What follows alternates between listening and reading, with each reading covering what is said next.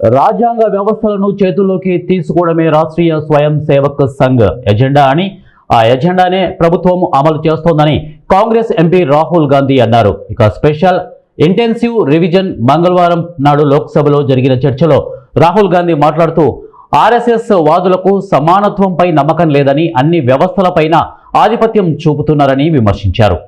ఎన్నికల వ్యవస్థను సైతం ఆర్ఎస్ఎస్ తన గుప్పిట్లో ఉంచుకుందని ఆరోపించారు. ఇప్పటికే దేశంలోని విద్యా వ్యవస్థను మార్చేశారని, దేశంలోని వైవిధ్యాన్ని నాశనం చేస్తున్నారని అన్నారు.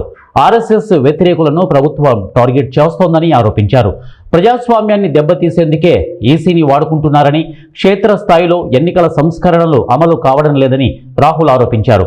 ఈసీ నియామకంలో మోదీ, అమిత్ షాకు ఎందుకంత ఆసక్తి అని ప్రశ్నించారు.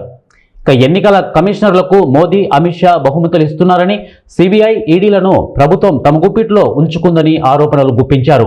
కేంద్రం, ఎన్నికల సంఘం కుమ్ముక్కయ్యాయని, తాను నిజాలు మాట్లాడుతుంటే బీజేపీ జీర్ణించుకోలేకపోతుందని అన్నారు.